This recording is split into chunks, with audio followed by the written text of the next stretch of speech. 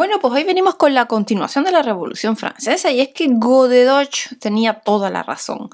Porque, pues por lo pronto, ni la revolución se inició en 1789, ni menos con la toma de la Bastilla, porque el 14 de julio, lo mismo que nuestra guerra de la independencia, tampoco se inició el 2 de mayo, sino mucho más claramente la última semana de mayo de 1808, pues con esas proclamaciones de las primeras juntas patrióticas y los pronunciamientos de las Fuerzas Armadas en torno a la fiesta de San Fernando.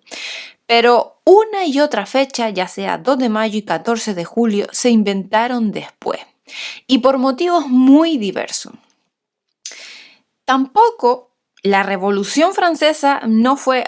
algo primordial ni original, sino que debe inscribirse históricamente en la que se ha llamado con razón Revolución Atlántica, en la que cabe delimitar tres etapas, que es la Revolución Americana,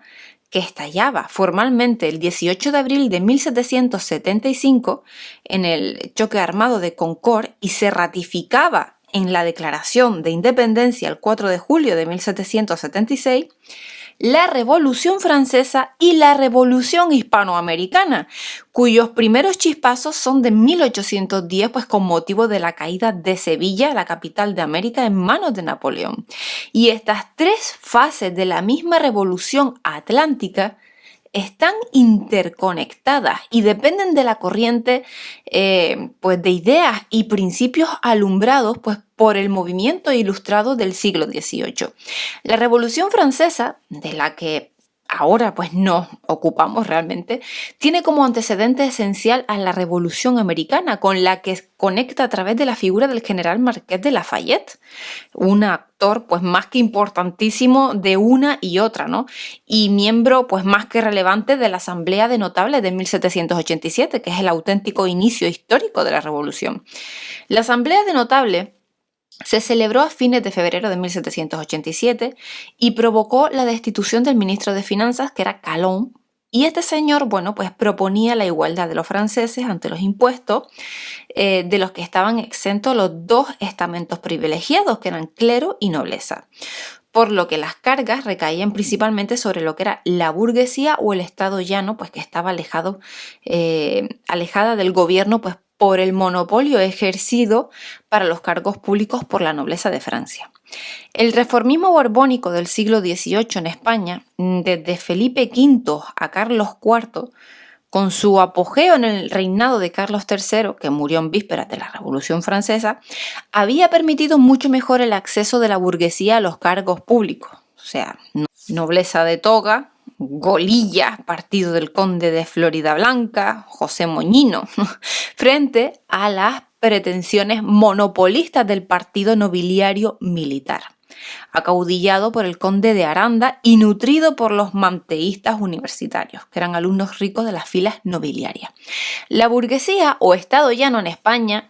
no se sentía marginada y vejada por la corona, pero en Francia sí, y por eso reclamó revolucionariamente la abolición de los privilegios y el poder. A fines del siglo XVIII España era mucho más monárquica que Francia, y ese mismo año, 1789, en que estallaba en Francia pues la revolución, las cortes españolas reunidas en la iglesia de San Jerónimo el Real juraban príncipe de Asturias al heredero de Carlos IV, el infante Fernando, pues con todos los procuradores arrodillados a la entrada del rey, y no por servilismo, sino pues por respeto y convicción, ¿vale? En la Asamblea de Notables, el general Lafayette, que es conocido por héroe de dos mundos, exigió la convocatoria de los Estados Generales, una reunión representativa de los tres estamentos que votaban por separado, que era la nobleza, el clero y el estado llano, con lo que siempre, obviamente, iban a ganar los privilegiados por 2 votos generales contra 1. Todo el mundo creía en la Francia de 1787, como lo creería en la España de 1810, que la convocatoria de los Estados Generales, que eran las cortes estamentales en España, iba a ser la panacea de los males de Francia, que no estaba precisamente en mala situación económica,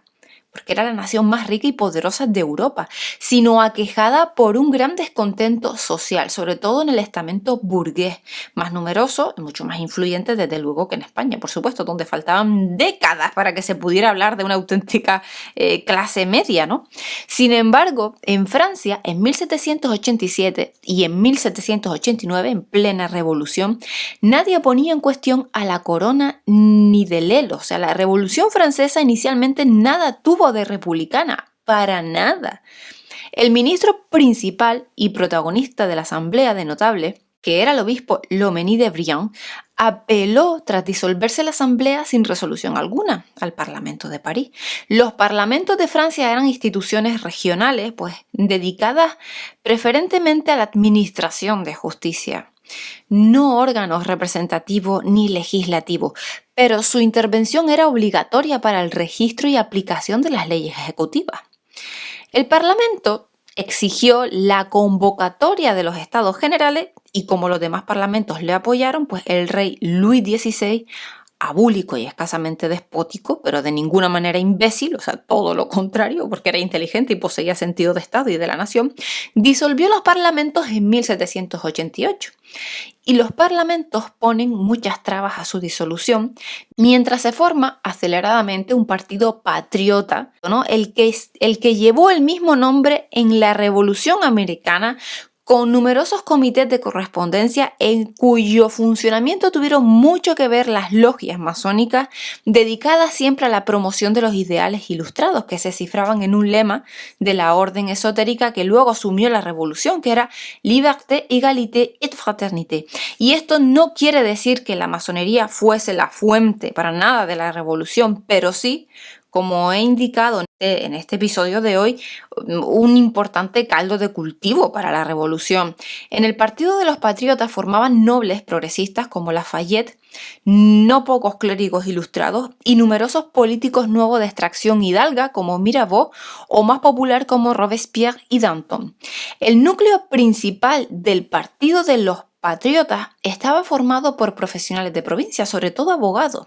Entonces, la presión ejercida por los comités de correspondencia fue tan intensa que Brienne puso a la firma del rey la convocatoria de los Estados Generales para el 1 de mayo de 1789. Y bueno, la verdad es que un apasionante turno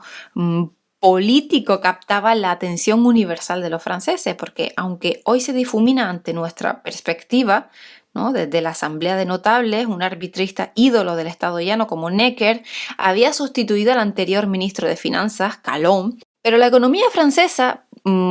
pujante aunque desequilibrada por los privilegios, no se arreglaba con los conjuros mágicos de Necker. Y la verdad es que unas malas cosechas fue lo que terminaron de complicarlo todo y atizar el descontento general. Bueno, pues hasta aquí con este episodio. En otro más adelante pues haremos el de las primeras falsedades, las primeras utopías en referencia a la Revolución Francesa. Espero que les haya gustado. Muchísimas gracias por estar atentos al canal y nos vemos el próximo día con más. Un saludo. Cualquier comentario que quieran estaré encantado de